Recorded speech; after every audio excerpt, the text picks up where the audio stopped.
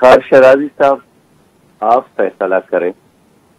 3,25,000 اگر جیت جاتے ہیں اور 9 لاکھ ووٹر ہار جاتے ہیں تو کیا یہ آئین ہے, کیا یہ قانون ہے, کیا یہ جمہوریت ہے, کیا یہ الیکشن ہے, یا الیکشن کے نام پر سلیکشن ہے؟ اس لیے منتخب کوئی نہیں ہوا, مسلط جا رہا ہے.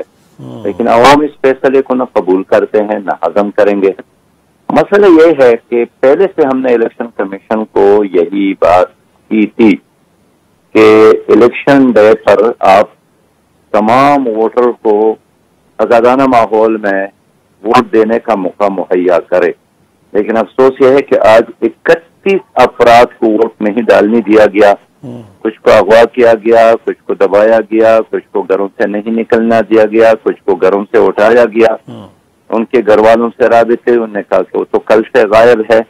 اور اس لیے آج ہمارے پاکستان کی تاریخ میں ایک نیا باب اضافہ ہوا کہ 9 لاکھ لوگ ہر جاتے ہیں اور 3,25,000 وہ جیت جاتے ہیں.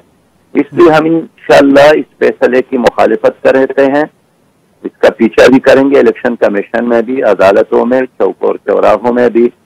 اور یہ پیپل پارٹی والے خود کہتے ہیں کہ اکثریت تو آپ کی ہے لیکن کیا کرے جی, ہمارے بلاول صاحب کی زد ہے. تو کیا ایک شہر کو ایک شہزادے کے زد پر قربان کیا جا سکتا ہے؟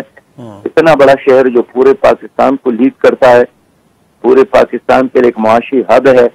اگر پیپل پارٹی کوئی کرنا چاہتے ہیں حیدر آباد میں کرے, ٹکر میں کرے, لاڑکانہ میں کرے, شکارپور میں کرے, جیکب آباد میں کرے.